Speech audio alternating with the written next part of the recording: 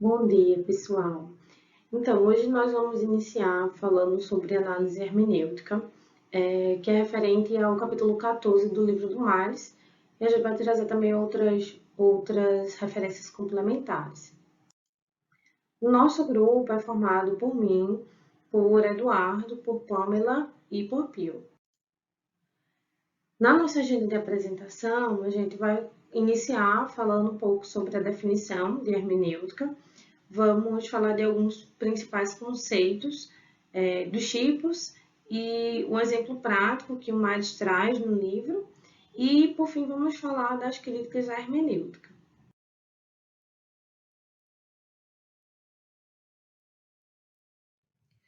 Antes de a gente falar especificamente da definição de hermenêutica, é interessante a gente falar um pouco da evolução histórica que Mares traz lá no capítulo 14. Né? Então, Mares diz que a filosofia hermenêutica, ela, na sua origem, se preocupava com a interpretação da Bíblia e de outros textos sagrados. E aí, no século XX, a hermenêutica ela acabou sendo adotada por filósofos sociais como Gadamer, Habermas e Ricoeur, que perceberam que ela não necessariamente tinha que ser aplicada apenas a textos escritos, mas ela também poderia ser utilizada para interpretar discurso e ações. E aí eles perceberam que essas técnicas interpretativas da hermenêutica, elas também poderiam ser aplicadas nas ciências sociais. Então, a partir daí, a gente também teve a aplicação da hermenêutica, dessa filosofia hermenêutica por antropólogos culturais e sociólogos que passaram a ver a cultura como um texto que precisava ser interpretado e compreendido. E aí, mais recentemente, com uma abordagem para análise de significado, a hermenêutica ela tem sido utilizada para analisar dados quantitativos em várias disciplinas de administração, como, por exemplo, sistemas de informação e marketing. Lá na área de sistemas de informação, ela tem sido utilizada, como o Mares traz lá no capítulo 14, para verificar, né, para analisar o discurso das organizações sobre a tecnologia da informação, para entender como a informação ela é interpretada e como os sistemas de informação são usados. Também tem sido utilizada para ajudar a analisar o processo de desenvolvimento de sistemas de informação. E em marketing ela também tem sido utilizada em várias pesquisas na área de consumo, na área de propaganda, para entender o significado da propaganda para os consumidores. Então a gente percebe que houve essa evolução, né, dos locais da prática da hermenêutica, partindo ali dos textos sacros para textos gramaticais, para outros tipos de texto, música, pintura, e partindo disso para a compreensão para a parte de ciências humanas e chegando até a compreensão da existência humana. Eu trouxe essas duas citações do trabalho de Almeida Carvalho e Brito, de 2015, que eu achei bem interessante, que eles falam: a hermenêutica é uma contribuição importante do mundo ocidental para a teoria e a prática da compreensão e interpretação de textos. De acordo com muitos autores, esse conceito é tão antigo quanto a Grécia. Friedrich Schleiermacher pode ser considerado o pai da hermenêutica moderna, ao oferecer a visão da hermenêutica como teoria geral da interpretação textual e da compreensão. Além disso, a epistemologia e a filosofia da hermenêutica têm se desenvolvido por vários pensadores ao longo de um grande número de dimensões. Então, como a gente vai ver mais para frente, os meninos vão falar dos tipos de hermenêutica e a gente vai ver que são vários tipos de hermenêutica que estão muito relacionados com essa evolução histórica, né, até chegar ao que a gente tem hoje de análise hermenêutica. Na pesquisa em administração, existe uma hegemonia do paradigma positivista como base ontológica para diversas metodologias de pesquisa em administração. E aí essa hegemonia, ela começou a ser superada, né? Começou a ganhar força na década de 1970, quando se começou a incorporar metodologias de pesquisa que já eram sedimentadas em outros ramos das ciências sociais, como a hermenêutica. E aí o Santos aborda a hermenêutica de Heidegger, de 89, e de Gadamer, de 97. E aí o Santos fala que o que se busca é aproximar os estudos organizacionais das ciências sociais dentro de um paradigma qualitativo e distanciá-lo das chamadas ciências naturais. E aí, nesse contexto, surgiu a hermenêutica como uma base epistemológica que é capaz de influenciar outras metodologias de pesquisa.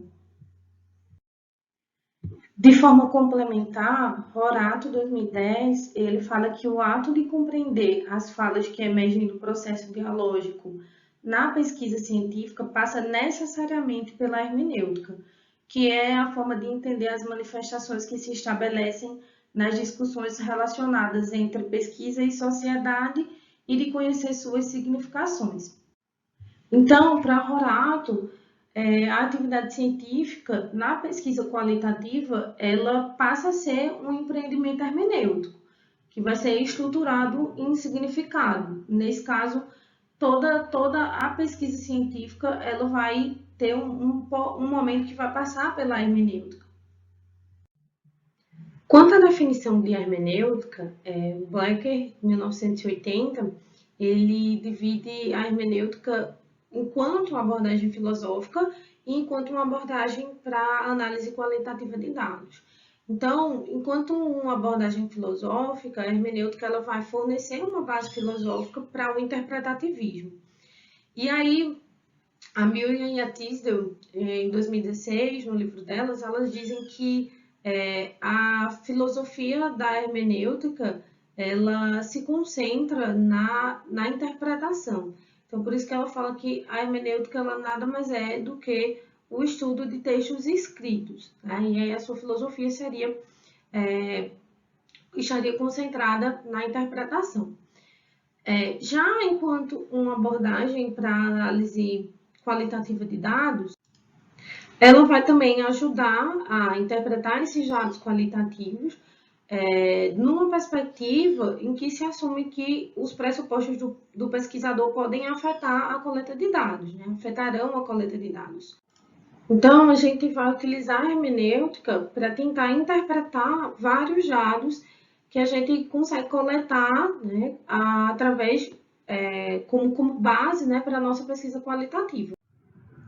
Então, no estudo qualitativo, como estudo de caso, uma etnografia, a gente acaba reunindo muitos dados textuais, como notas de estudo de caso, entrevistas, documentos, notas de campo e assim por diante. Então, esses documentos, eles, na maioria das vezes, vão registrar a visão de atores da organização ou vão descrever determinados eventos e uma cultura.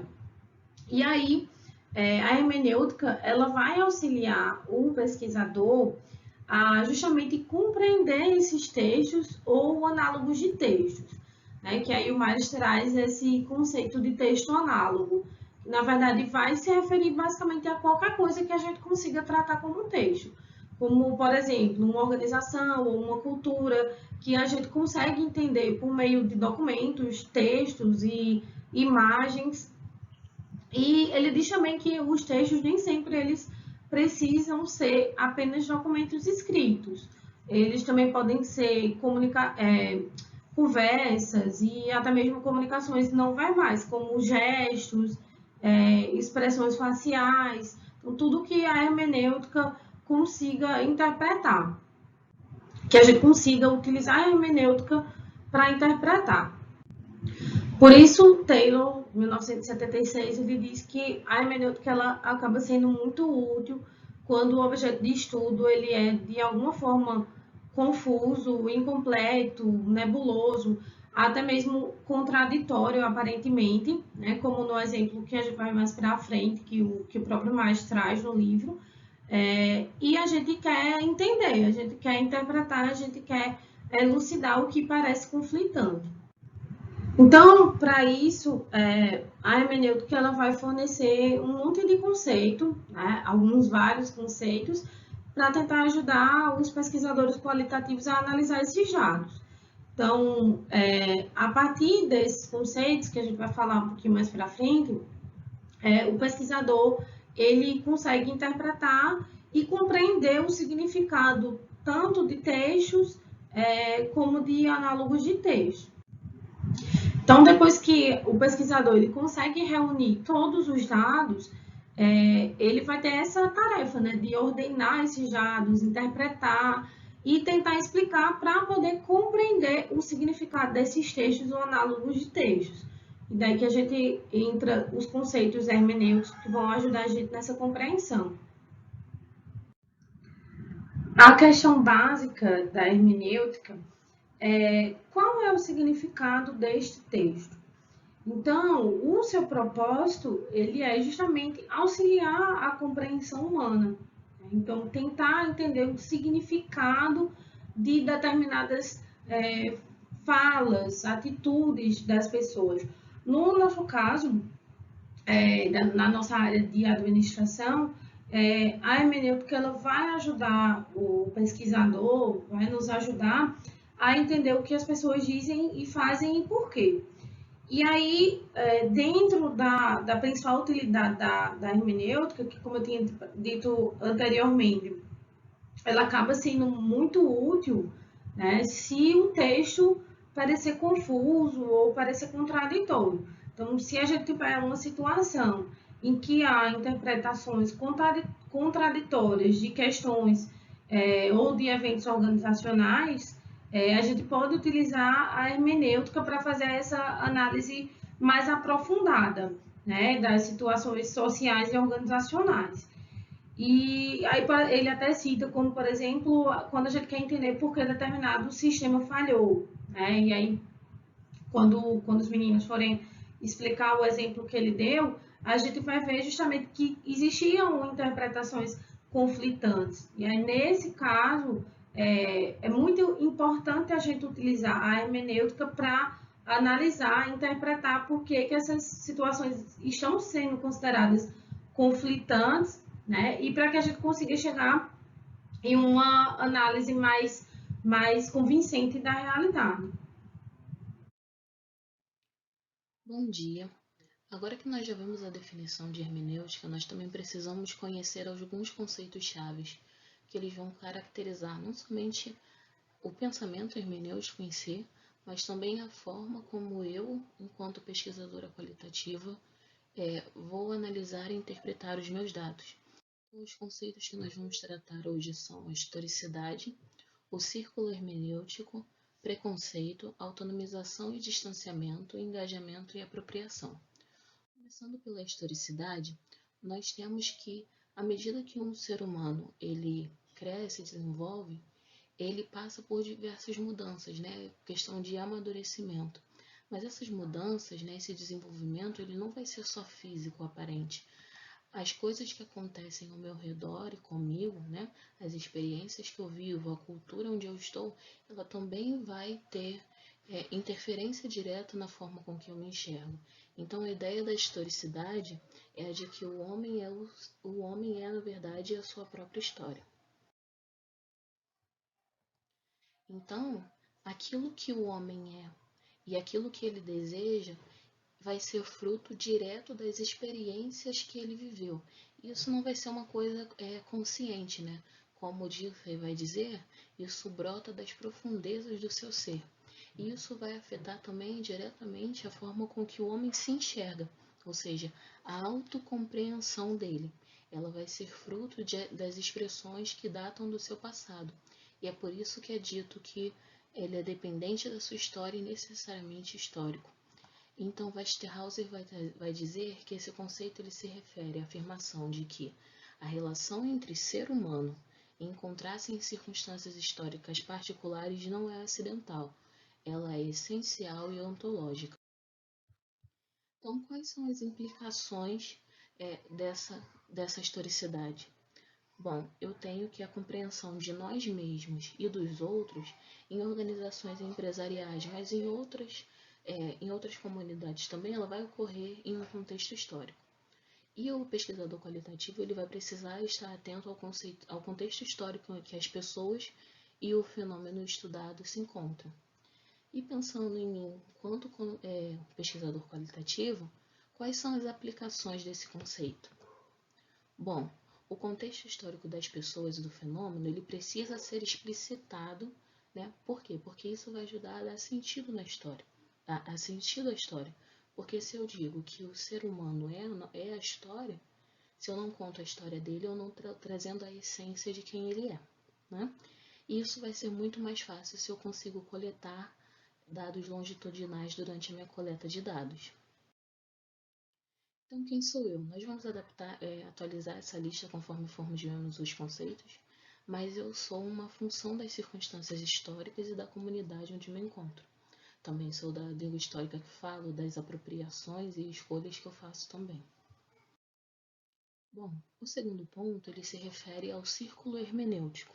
Eu coloquei uma imagem bem literal, né? Mas é para trazer a ideia de que eu não posso olhar para o todo sem que eu olhe para as partes que a compõem.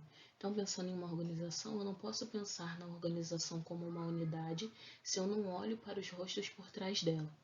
Tá? Então, a ideia do círculo hermenêutico é que as partes que são determinadas pelo todo também determinam esse todo. Então, vai haver uma relação íntima entre as partes individuais e a totalidade que é construída a partir dessas partes. Ou seja, para eu entender o significado de textos individuais de uma determinada cultura, eu preciso entender o espírito geral da cultura. E da mesma forma, eu só posso entender o espírito geral da cultura se eu entendo esses textos individuais. Então, Blatter vai definir o círculo hermenêutico como um dispositivo metodológico de interpretação que considera o todo em relação às suas partes e vice-versa. E aí ele vai trazer à tona uma ideia importante que é a da interpretação, ou seja, a forma com que eu extraio o significado do texto. Então, bom, ela vai ser o quê? Decifrar o sentido que está oculto naquele sentido aparente. E essa interpretação, ela não vai ocorrer de uma forma lógica e analítica sempre, né? Então, para a hermenêutica, em alguns momentos, essa interpretação e, consequentemente, a compreensão vai ser intuitiva e divinatória também. Então, para Schleiermacher, a interpretação ela vai ocorrer em duas dimensões. São a gramatical, que vai focar no significado dentro daquele campo de linguagem, e a psicológica, que vai pensar envolvendo a totalidade da vida de um autor. Então, o objetivo da interpretação vai ser produzir uma leitura do texto que encaixe todos os detalhes importantes em uma mensagem consistente e coerente e que se encaixe de forma coerente no contexto. Bom, a implicação disso é que, e a gente vai ver isso melhor mais para frente, é que como eu tenho que olhar para as partes para entender o todo, em alguns momentos vão haver conflitos, ou seja, vão haver divergências, e isso vai parecer, o significado pode parecer confuso ou nebuloso. Então, o trabalho de campo ele só vai estar completo quando todas as contradições aparentes forem resolvidas, mesmo que só na cabeça do pesquisador, porque aí ele pode tirar conclusões sobre o todo. Então, as aplicações para mim enquanto pesquisador, eu devo ter o conhecimento prévio sobre o tema, mas esse conhecimento vai ser moldado ao longo do processo de investigação. E o pesquisador deve ser capaz de percorrer estrategicamente o círculo. E esse círculo a gente vai ver mais para frente, porque ele reúne um pouco dos outros conceitos. Então, é mais interessante a gente deixar a reunião para o final. Então, atualizando a nossa lista, eu também sou a parte de um todo, ou seja, uma cultura, comunidade, ideologia, que é determinada por ele, mas que também o determina. O próximo conceito que nós vamos abordar é a ideia do preconceito. E aqui vale ressaltar que a gente não está abordando pelo sentido pejorativo da palavra, mas como uma pré-ciência, né? Um pré-conceito. Então, a ideia dele vai ser a de que as nossas próprias ideias e experiências têm um impacto significativo em como vemos o mundo. Bom, então, a gente tem que a compreensão e a interpretação de um texto, ela vai acontecer através de um diálogo entre o texto e o intérprete. Mas a gente precisa reconhecer que nesses diálogos existem alguns preconceitos. Então, sempre que a gente tenta entender um texto, eu preciso ter, ou já tenho, né, um conhecimento prévio ou pelo menos uma expectativa sobre o que o texto se trata. E eu preciso também ter a consciência de que eu tenho a minha própria historicidade e ela vai afetar o que? As minhas visões e os meus preconceitos. Então a ideia crítica da hermenêutica é o que?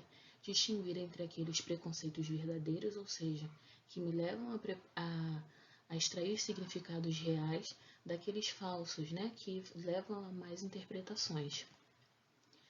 E aí, quando eu consigo abrir mão desses preconceitos improdutivos e extrair, né, o significado real, ou seja, ter uma compreensão autêntica do texto, eu tenho o que é chamado de fusão de horizontes e contextos. Bom, essa visão do preconceito da hermenêutica ela vai ser bem diferente daquilo que o positivismo diz. Porque para o positivismo, o preconceito é uma fonte de parcialidade, ou seja, ela vai impedir que você tenha um conhecimento verdadeiro sobre aquele assunto. E aí o melhor é o que? Você deixar os seus valores de lado para que você possa ser objetivo.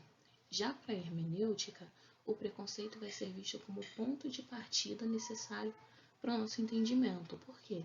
Porque para eu compreender, eu preciso interpretar. E a interpretação necessariamente faz uso dos meus preconceitos para que eu consiga extrair ou que o significado do texto se torne mais claro para mim. Então, a implicação disso é que se nós não tivermos pelo menos um conhecimento prévio sobre um texto, nós não vamos conseguir entendê-lo, né? E as aplicações para mim enquanto pesquisador é que eu preciso ter consciência da minha própria historicidade e dos preconceitos falsos que manipulam a minha compreensão. E aí, fazendo isso, eu vou ser capaz de atingir a fusão de horizontes, que foi o que eu disse. Bom, então, atualizando nossa lista, eu sou alguém que possui a sua própria historicidade e que carrega consigo diversos preconceitos. Os próximos conceitos que vamos falar são a autonomização e distanciamento. Uma forma, assim, bem a grosso modo de explicar esses conceitos é a história de Gepeto e Pinóquio, né? Porque você tem um senhor que cria um boneco de madeira em que ele mesmo pode controlar e aquele boneco ele ganha vida, ou seja, ele passa a ser independente do seu autor. Então, a ideia da autonomia é que, uma vez concluída, uma obra de arte não pode mais estar vinculada ao seu criador. Ela deve ser vista como assumindo uma existência própria. E, às vezes, ela vai ter características que nem mesmo o autor tinha conhecimento. Então, a compreensão e a interpretação, como eu falei, ela vai ser um diálogo entre o intérprete e o texto. Por quê? Porque o significado de um texto vai emergir dele. E isso vai levar ao próximo conceito, que é a ideia do distanciamento. Essa ideia, ela ainda gera discussões, porque há estudiosos que pensam que, uma vez que o texto ganha vida, ele se desassocia do autor original, do público-alvo e até mesmo do seu significado original. E Ricoeur vai dizer que a gente não consegue reconstruir a mente do autor e dos leitores originais, né? Mas há autores também que entendem que, como Schleiermacher e Dilthey, que o objetivo de compreender um texto é sim reproduzir e reexperimentar o processo criativo do autor. Então, a ideia conflitante vai ser quanto à relação entre o significado do texto e a intenção autoral, tá? Mas, independente disso, a ideia da autonomia ela é amplamente aceita entre os pensadores hermenêuticos. Bom, uma das implicações disso é a ideia de que uma palavra proferida nunca volta atrás. Ou seja, depois que uma coisa é publicada ou está em domínio público, é virtualmente impossível de retirá-lo. E as aplicações disso são que, quando for possível voltar a entrevistar o autor original de um documento, é válido fazer isso para ver quais eram as suas intenções. Mas quando isso não for possível, eu preciso interpretar o texto por ele mesmo. Então, para atualizar a lista do quem sou eu sou alguém cujas palavras ganham vida própria. Os próximos conceitos se referem ao engajamento e à apropriação. Eles podem ser traduzidos pela ideia do diga-me com quem anda e eu direi com quem tu és. Ou seja, quanto mais envolvimento eu tenho com uma pessoa, mais parecido eu me torno com ela em determinados aspectos. E da mesma forma, à medida que um leitor se envolve com o texto, tanto o leitor quanto o texto são alterados. Então, como funciona esse processo de envolvimento do leitor com o texto? Primeiro, eu preciso saber que a interpretação não é um ato meramente contemplativo, né? Então, eu preciso extrair significado, eu preciso buscar o significado do texto. E como o texto é superior ao leitor, o leitor tem que se abrir à mensagem, né? Ou seja, estar aberto ao que ela tem a passar e entrar com ela num processo de metamorfose mútua, ou seja, numa fusão de horizontes. E para isso ele precisa ter um engajamento total, ou seja, intelectual, emocional e também moral com o texto. E aí o significado vai emergir do envolvimento do leitor com o texto. E aí, voltando à ideia, à medida que um leitor se envolve com o texto, tanto o leitor quanto o texto são alterados. Porque conforme eu me envolvo com o texto, eu me aproprio de algumas ideias e concepções que ele pode trazer, né? E da mesma forma, o significado do texto, para mim, ele passa a ser modificado. Então, a gente pode dizer que a interpretação ela não vai ser uma simples confirmação, ela é uma criação, né? Eu passo a criar um novo evento na compreensão. Então, a implicação disso é que o processo de engajamento crítico é fundamental para a compreensão do texto e eu preciso, quanto pesquisadora, dedicar tempo para me envolver com o meu texto e eu posso ter os meus preconceitos, mas eu preciso estar aberto às mudanças que o texto pode causar em mim. E aí surge a questão, como é que esses conceitos se unem, né, e se integram no pensamento? Então a gente pode observar isso utilizando o próprio círculo hermenêutico. Então a primeira ideia é o que? A pré-compreensão, ou seja, eu preciso de um pré-conceito, né, um conhecimento básico, uma expectativa do que o texto se refere. A partir disso, eu vou analisar o discurso do outro, né? Ou seja, os textos individuais. Lembrando que como nessa análise dos discursos individuais podem haver conflitos, isso vai alterar diretamente a minha pré-compreensão daquele tema. A partir disso, quando eu deixo de lado os meus preconceitos falsos e tenho uma compreensão autêntica do texto, eu posso entrar na fusão de horizontes e contextos. E aí eu vou fazer o que? Eu vou ouvir o texto, ou seja, eu vou estar aberto à mensagem que ele tem para me passar. E aí eu vou aplicar o sentido, ou seja, eu vou interpretar, né, o significado que eu extraí daquele texto. E aí eu vou me perguntar, né, eu vou me interrogar o que eu extraí, do que eu posso concluir a partir disso para o todo. E aí essa interrogação, ela vai servir de base para o quê?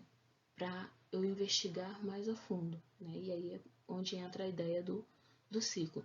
Então essa questão da pré-compreensão, do interrogar-se o discurso do outro vão estar relacionados diretamente à fase de coleta de dados. Então, só para finalizarmos, eu sou uma função das circunstâncias históricas, sou parte de um todo que é determinada por ele, mas que também o determina.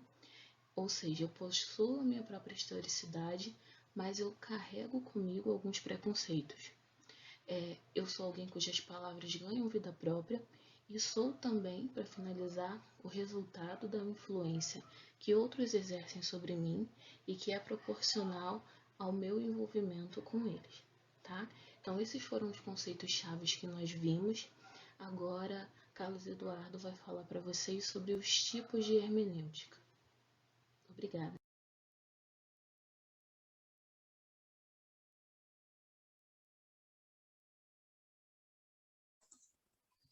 Oi, pessoal, bom dia. Vamos seguir com o estudo da hermenêutica e eu vou falar um pouco sobre os tipos, variações e aplicabilidade da hermenêutica. E para falar sobre isso, então, sobre os tipos de hermenêutica, eu queria falar sobre 4 tipos diferentes, que são a hermenêutica pura ou clássica, a dupla hermenêutica, a hermenêutica crítica e a hermenêutica de profundidade. Esses 4 tipos foram listados pelo Myers no livro que a gente está usando como base, e aí a gente fez uma pesquisa em outras fontes bibliográficas para entender melhor como cada um desses funciona, e eu queria exatamente apresentá-los para vocês.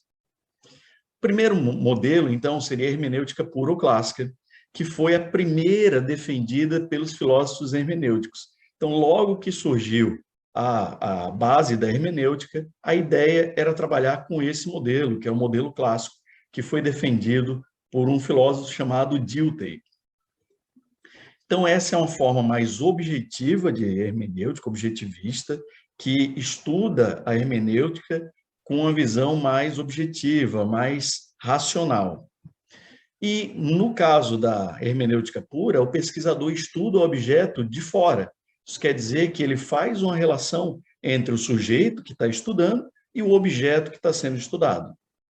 E ela surgiu da percepção da hermenêutica como um fundamento para os Geisteswissenschaften, que, em uma tradução literal, segundo a gente conseguiu levantar, isso seria as humanidades. Isso daqui, então, foi um estudo desenvolvido pelo Dilthey.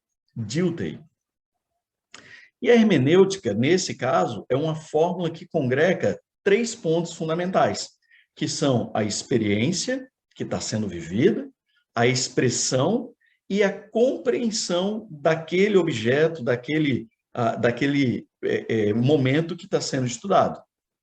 A análise estrutural surge do contexto da vida e se baseia na categoria de significado. Então, quando a gente faz a análise com base na hermenêutica pura ou clássica, a gente está avaliando o contexto da vida que está sendo passada naquele momento. E aí a gente tenta categorizar o significado do que está acontecendo. Outras categorias emergentes na investigação da expressão da vida incluem aquelas de sentido, valor e propósito. Isso quer dizer o quê, pessoal? Que quando a gente analisa tudo isso que está se passando com a vida, a gente tem que incluir nisso que toda vida, toda análise que é feita tem um sentido próprio. Esse sentido é tanto do lado de quem está sendo analisado, de quem está sendo pesquisado, como também do pesquisador.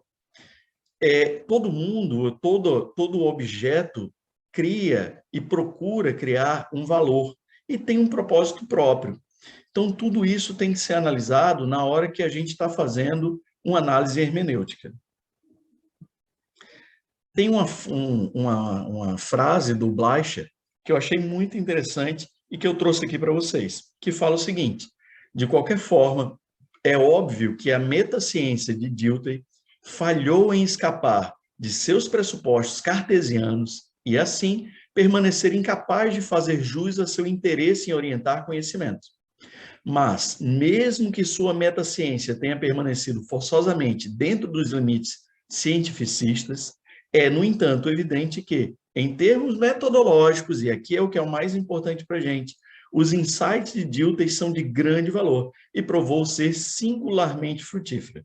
Então, apesar de a gente ter a metaciência falhado, né, em alguns pressupostos que eram muito cartesianos, muito fechados, né, como metodologia, os insights que foram trazidos pela hermenêutica pura de Dilthey são de grande valor e realmente trazem alguns insights muito importantes para a nossa análise hermenêutica.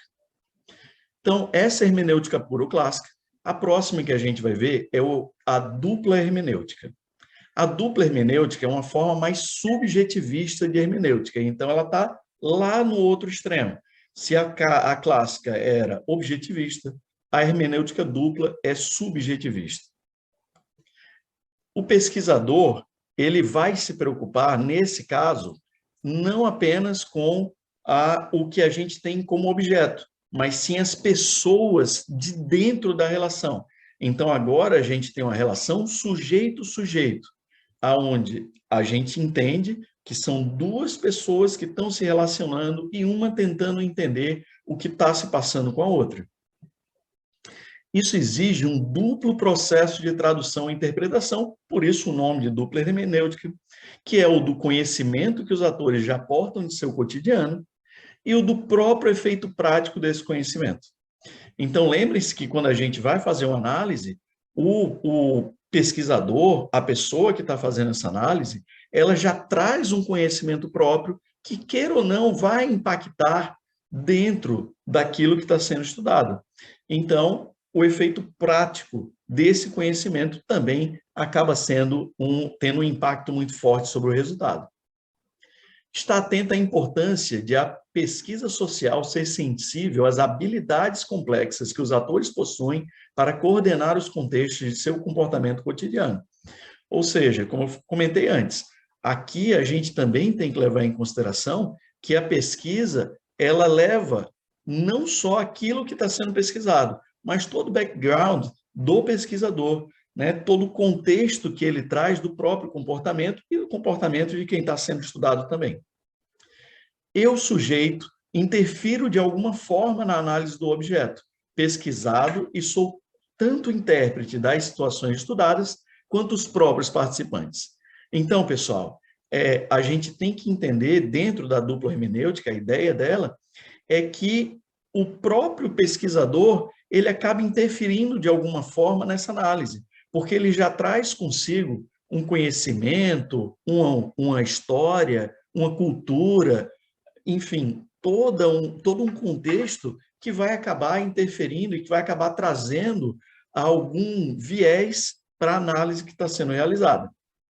Então, o pesquisador já deve falar a mesma língua das pessoas em estudo, ou pelo menos ser capaz de entender uma interpretação ou tradução do que foi dito. Porque, caso contrário, ele não vai conseguir entender exatamente o contexto que está ocorrendo ali dentro daquela pesquisa. Ele vai acabar colocando mais a percepção dele do que puramente o ocorrido, o objeto que está sendo analisado. Então, essa ideia da dupla hermenêutica já tem um lado muito mais subjetivista, um lado muito mais leva muito mais em consideração a própria experiência de quem está pesquisando do que a hermenêutica clássica. E aí, no meio das duas, surge a hermenêutica crítica. Então, ela se posiciona entre a clássica e a dupla hermenêutica. A ideia da hermenêutica crítica, então, é que o ato interpretativo é aquele que nunca pode ser fechado, pois sempre há uma interpretação alternativa possível. Ou seja, cada um que faz uma interpretação daquilo que está sendo analisado, daqueles dados que estão disponíveis, vai ter uma interpretação própria. Então, isso mostra que a gente nunca pode fechar o ato interpretativo, sempre pode estar aberto a novas visões, a novas interpretações, a novas ideias sobre aquilo que está sendo avaliado. Consciência da dialética entre o texto e o intérprete. Então, sempre levar em consideração que cada intérprete vai ver o texto de uma forma diferente. Um exemplo muito prático disso daqui é a Bíblia, o estudo da Bíblia. Então, religiões diferentes fazem leituras diferentes do mesmo texto que está lá. E ninguém pode dizer claramente que uma das leituras é mais correta do que a outra, porque cada uma viu com a sua carga de conhecimento, de cultura, aquilo que está lá no texto. Então, entende que algumas interpretações são melhores do que outras, claramente. Não obrigatoriamente são negativas, mas algumas vão ser mais corretas vão levar mais a um resultado que é mais próximo da realidade do que a de outras pessoas. Então, os estudos organizacionais pautam-se em múltiplas abordagens, que favorecem a análise de diferentes fenômenos de acordo com várias perspectivas. Pessoal, dentro de um estudo empresarial, um estudo organizacional, a gente sabe que eu posso ter abordagens claramente distintas. E isso vai fazer com que eu veja cada fenômeno de uma forma diferente.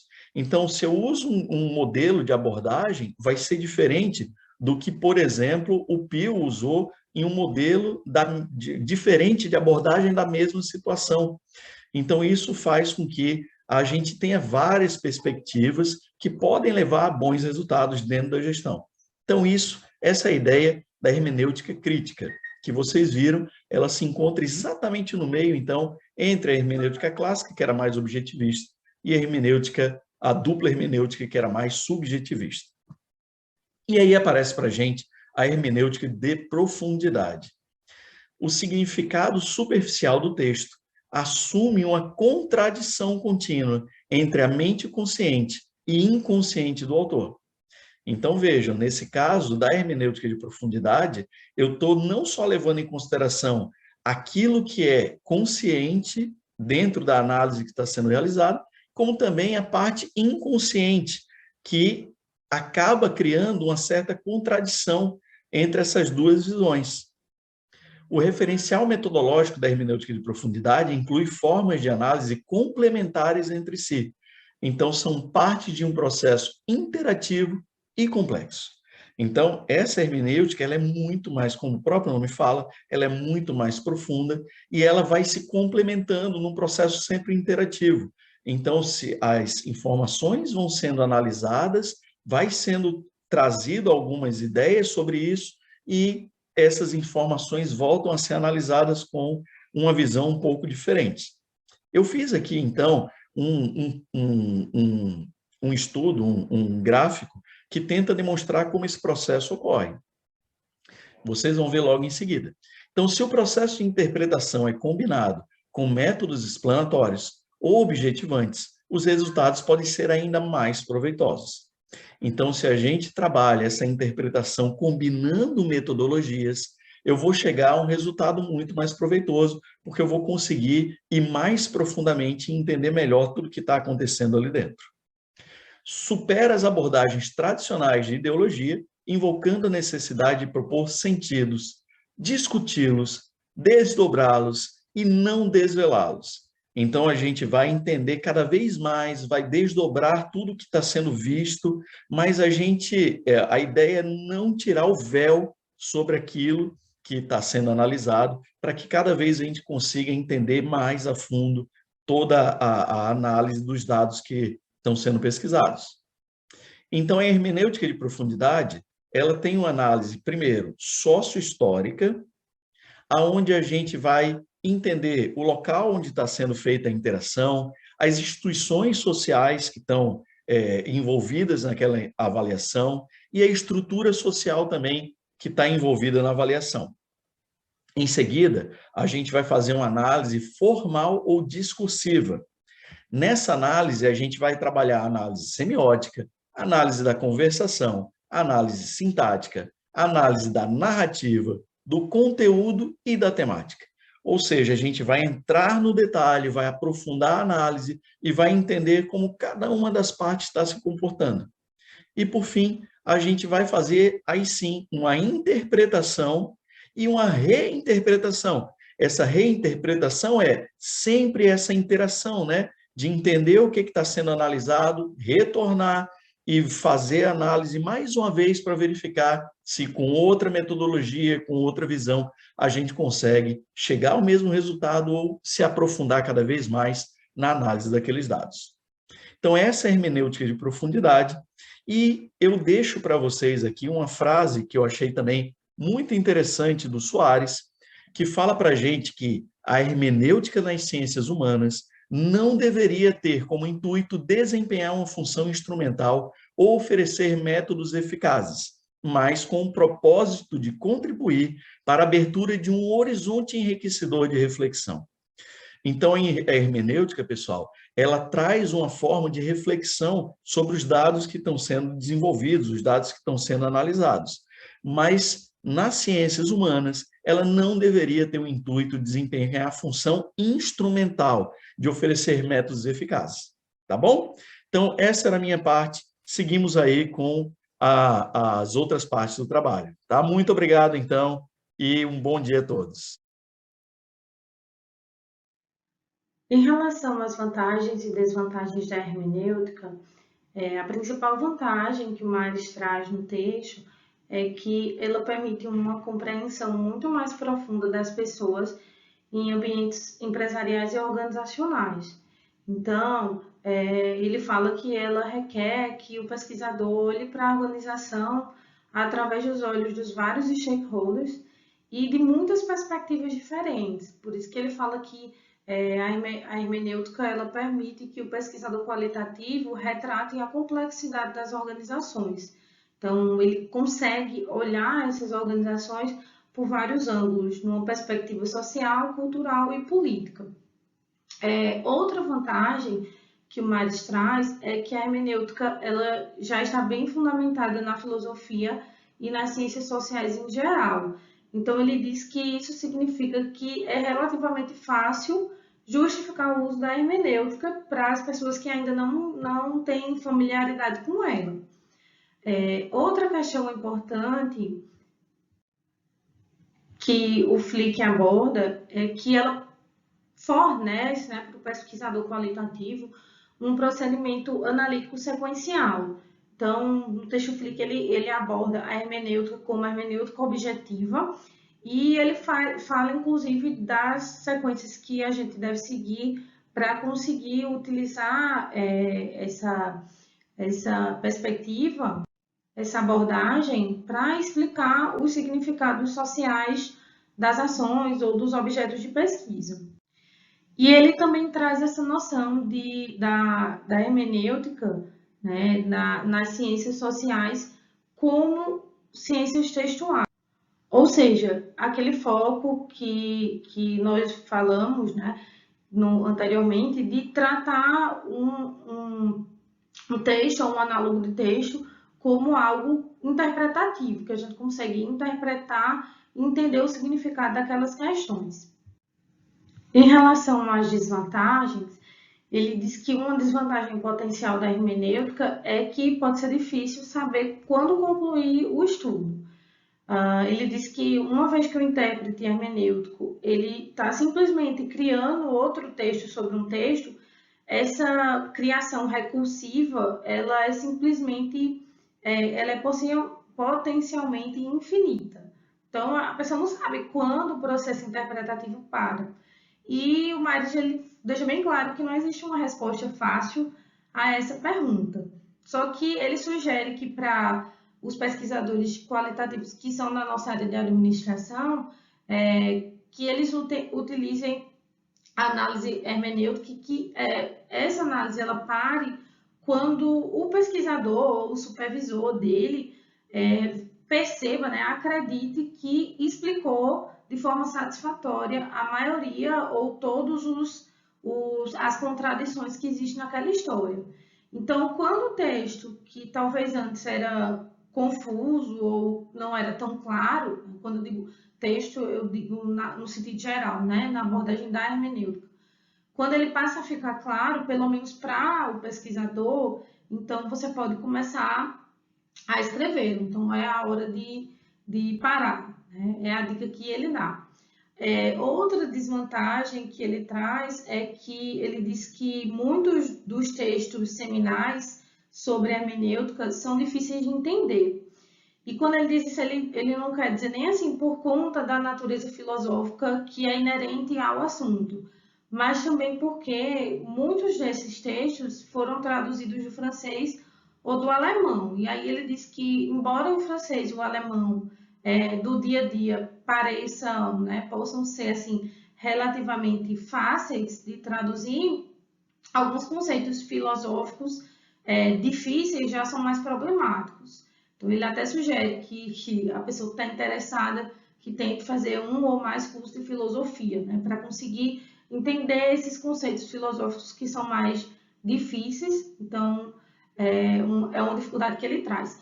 E aí a última desvantagem que o Flick que traz é que ele diz que muitas vezes essa abordagem ela é limitada aos estudos de casos únicos. Por quê? Porque ela fala que como existe um grande esforço que o método envolve, né, para se fazer, utilizar o método, a abordagem, se precisa de muito tempo e de uma análise profunda dos textos e dos análogos de texto da organização, acaba que muitos pesquisadores se limitam a um caso e que já tem uma complexidade bastante elevada. Bom dia, pessoal. Agora vamos trazer um exemplo de um artigo que trata da sua metodologia de hermenêutica. Esse artigo ele vem como exemplo no nosso livro base e ele trata de um projeto que foi implementado na Nova Zelândia. Ele tem o título de Um Desastre para Todos Verem, uma análise interpretativa de um projeto fracassado. Vamos fazer uma pequena contextualização e mostrar que em 1989 o Departamento de Educação da Nova Zelândia tentou implementar um sistema de informação que centralizasse o pagamento dos seus professores. E as dificuldades que o departamento experimentou foram muito debatidas em rádio, televisão, nos principais jornais daquele país. E esse projeto também tem uma característica de ter interpretações conflitantes dos seus protagonistas. O autor coloca que o interesse dele por esse projeto partiu dessa publicidade, né? Ele também tinha interesse em trabalhar com sistemas de informação e ele utilizou da hermenêutica crítica já em trabalhos anteriores. Então, tinha interesse de observar se essa metodologia se aplicava a esse tipo de situação. E ele tinha um objetivo de responder um questionamento básico. Por que o sistema falhou? O que foi que aconteceu? Quanto à metodologia utilizada, o autor mostra que a pesquisa ela foi contextualizada, interpretativa, se utilizou de técnicas de pesquisa de estudo de caso, e esse estudo de caso ele teve os seus dados coletados a partir de entrevistas não estruturadas. Aí ele vai buscar vários atores, né, do processo, os desenvolvedores, os gestores, os professores, vai buscar reportagens de jornais, as revistas, as reportagens da mídia como um todo.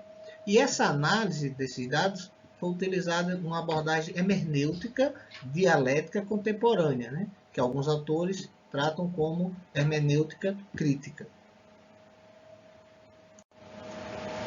E ele faz uma justificativa mostrando que a hermenêutica pura ela vai buscar os significados, as intenções. Ela é muito interpretativa e subjetiva. Aí ele junta com a teoria crítica, né, que vai buscar as contradições, as oposições, mas tem um olhar mais crítico, mais objetivo. E na junção dessas duas teorias se cria essa hermenêutica crítica que ela vai buscar o quê? A totalidade dos significados, buscar entender a realidade social, qual eram os resultados pretendidos e não intencionados, não estavam demonstrados, né? Então, essa descrição que se faz por essa metodologia, ele é mais interpretativo e crítico, né? Ele vai buscar o subjetivo e o objetivo, e tem um diferencial que é muito importante, que é esse olhar histórico, ele entender o contexto histórico onde essas coisas aconteceram.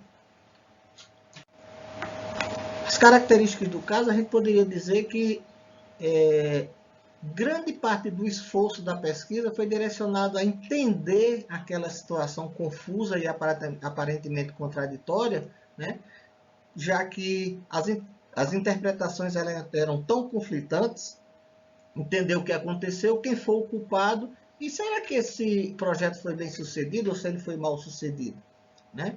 Então, esse projeto recebeu uma péssima publicidade na mídia na época, né? Ele foi visto como um fracasso pelos professores, mas foi considerado um sucesso pelo diretor de serviço de gestão lá do Departamento de Educação, né? Após 4 meses da sua implementação, ele considerou que era um sucesso. Aí, o autor tenta entender por que tanta contradição, por que tanta gente um diz uma coisa, outro entende de uma forma, outro entende de outra.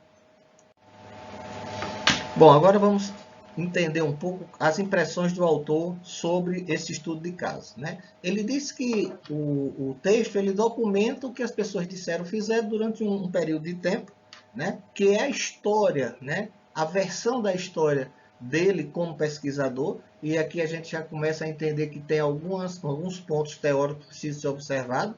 Autonomização, essa capacidade que o texto tem de ganhar vida própria depois que ela é lançado, depois que ele é publicado. Então, o pesquisador, muitos anos depois, ele está vindo observar o que foi que aconteceu e ele vai pegar esses textos e esses textos vão estar com essa capacidade de trazer coisas que até o autor, na época, não queria que fosse observado daquela forma. E também preciso pensar no distanciamento, né? Esse distanciamento no tempo e no espaço que ocorre no momento que ele foi lançado e agora.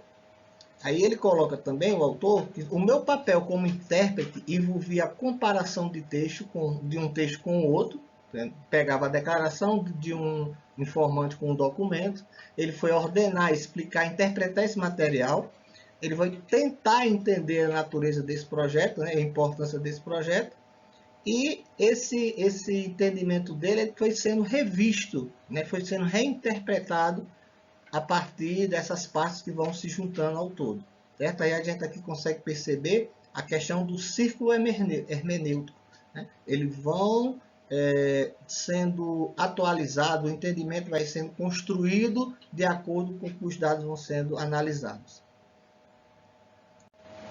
O autor mostra que o projeto foi caracterizado por interpretações conflitantes sobre o que ocorreu, quem foi o culpado, o grau de sucesso ou de insucesso. Aqui a gente precisa observar já a questão do preconceito, né? Aquela questão do pré-julgamento, do conhecimento próprio, dos interesses. Então, cada uma dessas partes, elas estão trabalhando dentro dessa perspectiva de que existe um conhecimento prévio, existe uma questão que eles querem deixar mais clara. E o autor também coloca que, embora esse sistema fosse, do ponto de vista dos sistemas de informações, um tipo relativamente comum, né, no processamento dessas transações, as interações sociais e políticas eram extremamente complexas.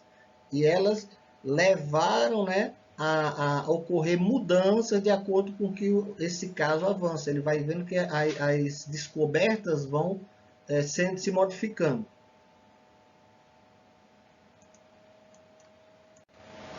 O autor mostra que a hermenêutica crítica permitiu dar sentido a essas interpretações conflitantes e que a teoria sugere que é possível entender esses conflitos se considerarmos o contexto histórico no qual essas declarações foram feitas, né? A gente agora tem uma ideia de que, nesse caso, a gente já pode pensar em dois fundamentos da teoria, a apropriação e engajamento. O autor vai se apropriando desses conhecimentos para criar sua versão.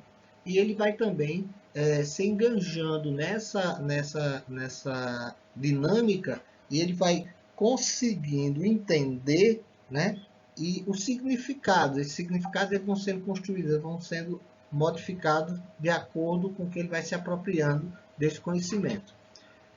Ele diz também que a hermenêutica crítica permitiu ver a dinâmica do sucesso em sistemas historicamente situados, né? E ele faz uma ressalva, diz que qualquer tentativa de definir o sucesso em termos de categoria física vai perder a dinâmica que esse sucesso ou fracasso tem, né? Ele vai ter um componente que vai estar colocado no contexto da vida social e política que precisa ser observado.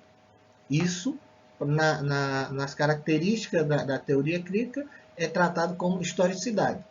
Certo? Assim, pessoal, dentro daquela percepção que a hermenêutica crítica é capaz de ter um olhar por duas perspectivas, a objetiva e a subjetiva, o autor chega à conclusão que o sistema foi um fracasso e um sucesso ao mesmo tempo. Com um olhar subjetivo, ele foi um fracasso na opinião dos professores, foi um sucesso na opinião dos gestores. Sob o olhar objetivo, ele foi um fracasso quando não conseguiu fazer os pagamentos corretos na época da sua implementação. E foi um sucesso quando conseguiu fazer isso alguns meses depois.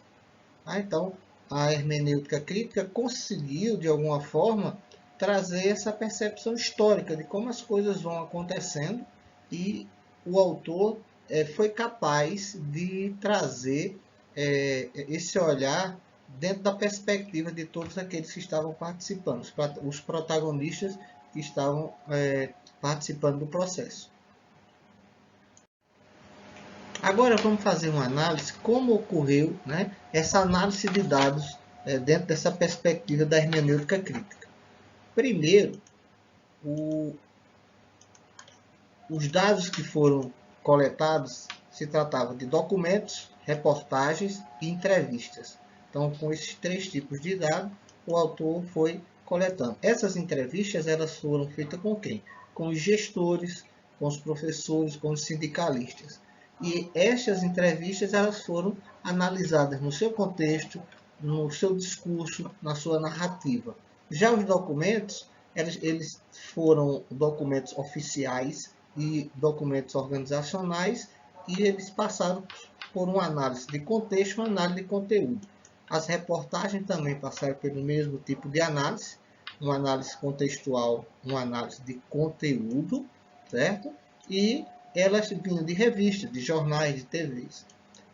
Com essa triangulação dos 3 tipos de dados, a gente consegue perceber o que os autores chamam na teoria de círculo hermenêutico, onde ele vai comparando aquilo que ele tem de dados. E essa comparação veio de que forma? O autor foi buscar o quê? Convergências, foi buscar divergências, a questão da complementabilidade, as diferenças, e ele foi checando isso, né? Essa checagem vai ocorrendo de uma forma que ele vai se utilizando dessa análise hermenêutica crítica, e ele vai construindo a sua versão, né, para os fatos, dentro de uma perspectiva de historicidade, né, a questão do preconceito, dos conhecimentos prévios que existia, dos interesses que estavam envolvidos, né? Os textos, ele passa por uma análise dentro de uma percepção que existe essa autonomização e o distanciamento tem que existir do autor, né? Esse autor ele vai se apropriando e vai se fazendo um engajamento desses conhecimentos para poder criar uma percepção, e a partir daí ele construir a sua versão. E essa versão leva ao quê? A uma descrição, que na hermenêutica crítica ela é o quê? Interpretativa, crítica, subjetiva, objetiva e histórica. Isso tudo ele vai tentar fazer dentro de uma perspectiva de buscar qualidade na pesquisa de dados qualitativos. E essa qualidade vem através da confiabilidade, da credibilidade, da consistência e da transferibilidade. Então, a gente consegue perceber que a hermenêutica crítica ela se adequou muito bem nos objetivos que o autor tinha no início, né, de tentar entender, né, qual era a visão de cada um dos protagonistas, né, saber se elas faziam sentido, e entender também que essa questão do sucesso é relativa. Sucesso para quem? Então, gente, fica aí a nossa análise, da análise crítica de como esses dados foram analisados, e muito obrigado. Bom, isso é o que nós tínhamos para passar para vocês hoje. Espero que tenhamos ajudado na compreensão do tema. Então, nós estamos abertos agora para qualquer dúvida ou comentários que vocês tenham. Obrigada.